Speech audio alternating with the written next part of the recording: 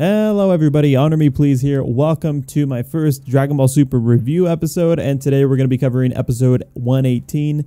So today's episode is called Accelerated Tragedy, Vanishing Universes. So right there in the title, as DBZ is pretty notorious for, is immediate spoilers. So things are going to go down in this episode. I feel like this episode's really well paced. It has a little bit of everything in it. And I like the fighting sequences, and there's two big fights. They're pretty much simultaneously going down, but it cuts back and forth, so you get to know what's exactly happening. So I think the best way to break down that is to do it separately rather than doing what the episode does and cuts back and forth. But so yeah, this episode it pretty much has like really good pacing, and it falls off really well, and then it also has that ending where it leaves you wanting even more. So it's a really good episode. I really enjoyed it, and for everyone that probably already seen it, they probably liked it too.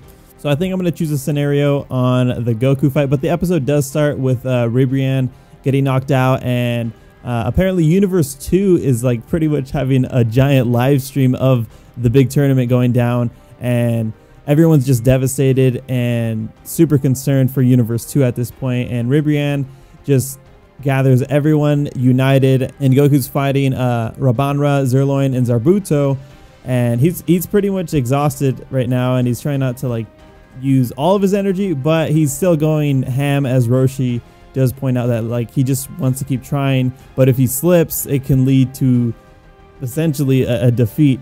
So pretty much the three that are teaming up on him, they pretty much gather all the love from Universe 2 that they're giving them and pretty much use it as energy. So it kind of, I don't know, I have a really funny feeling. I really like this part because it just, I don't know, it always brings me back to the whole Ginyu Force scenario where they're all like doing their poses and then becoming stronger from it and having like just a positive effect from doing all these dance moves or poses. It's just really funny. So they essentially transform and power up from like the love. It kind of reminds me of Puri Puri Prisoner from One Punch Man, how they use the love to power them up. And as that's going on, they have their awesome transformation, and then Android 17 and 18 jump on in to assist Goku and pretty much like call their own names out, and almost like a cinematic moment of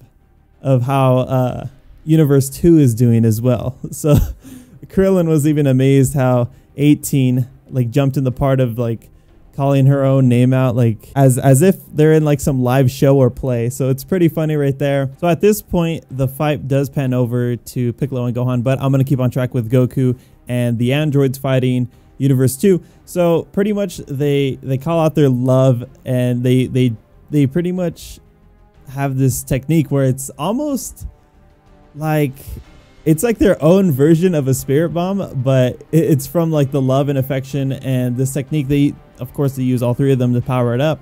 It is it's in the shape of a heart, and it's made out of pure love, and it could pretty much it could suck up any energy that you throw at it, which 18 tries to just blow it up. And it's so funny how like an energy blast is in the shape of a heart, and it's pretty much a black hole as a heart. So it sucks them in. They throw it at Goku, 18 and 17, and it's pretty much falling through the stage, and they're like, well, we're gonna drag you out. So Goku goes Super Saiyan Blue and then fires Kamehameha, which bursts through that and then essentially knocks all three of them as they're standing on a giant little posing cliffside, and it knocks them off. And that's pretty much Universe's 2 route. And of course, this also happened simultaneously at the end of Gohan and Piccolo's route. I guess that's why they wanted to pace it out. So going to Piccolo and Gohan's route, they are fighting Sanel and Purina. And as the fight's starting, Caulifla does yell at them.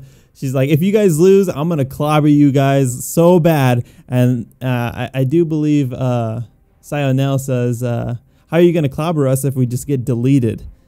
And he's just like, well, you do have a point. Even I said that. I'm like, well, he does kind of have a point. Anyhow, so the fight begins. Anyhow, so the fight is starting to go underway, and Gohan and Piccolo feel a large amount of ki or energy coming from them. Like the way the episode shows it, it makes it like if they have some weird divine energy. But as it does drag on, I guess they do tell how they have this energy that Gohan and Piccolo feel. So apparently Sionel and Purina gathered energy from the other Namekians on their planet. And at first, when they first showed it, I thought somehow they were getting like a Spirit Bomb-esque amount of energy from them. So they planned out before this tournament was going to start, and they pretty much fused with all the Namekian fighters. I think they do say that they are the last fighters. So there still might be other Namekians on that planet. I don't think they fused with every single Namekian, only leaving them two as like the guardian of their planet Namek. But so they are the last fighters. And that pretty much makes sense on how they pretty much boost their powers like an insane amount. I mean, Piccolo fused with Nail and Kami, and he got a huge power boost, and it's just absolutely absurd. So if you imagine Piccolo fusing with every fighter from Namek, that would be pretty absurd. Hopefully that becomes something later down the road, or in a what if scenario. So with knowing this, Piccolo gets knocked back, and Gohan tries to strategize something they can do to face off with these guys. So Gohan takes on Sionel, and Gohan wants Piccolo to charge up his special beam cannon against Purina. So they're facing off, and so Purina shoots a mouth blast prematurely, kind of catching Piccolo off guard. So he also has to shoot his special beam cannon prematurely, which does no damage to Purina, and they're pretty much at a draw right there. And after that, this is at the sequence where Goku, 18, and 17 are thrown into that black hole heart. So Goku and Gohan at the same time resort to their Kamehamehas. So he shoots it at Sionel, and Piccolo's like in the back just charging up his special beam cannon like crazy. And Sionel's coming up to Gohan like to get a sneak attack off. And then here's Piccolo right behind Gohan doing a full powered special beam cannon, while Gohan hits Purina with a Kamehameha blast. And I do think Piccolo hits both of them. I think he curves his special beam cannon, and he puts a hole in I think in Purina and Sionel. If not, maybe it was just Purina, I'm not too sure. But both of them get knocked off. So Universe 2 and 6 get knocked off at the same time by Kamehamehas and a special beam cannon. So it was pretty cool how they both ended the fight like that. It was just perfectly timed.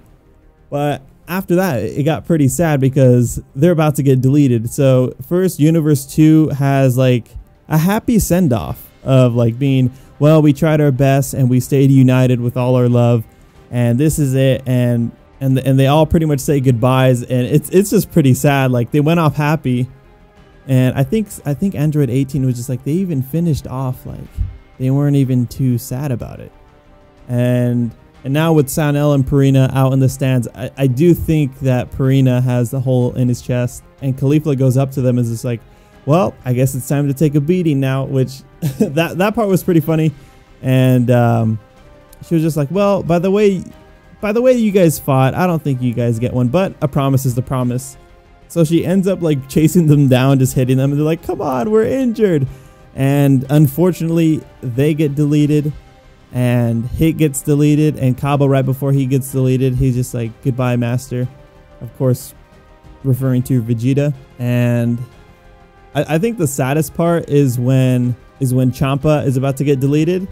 It's sad and funny at the same time because Champa is just like looking at Beerus, and then he does like a funny face, pretty much mocking Beerus, and then boom, gets deleted.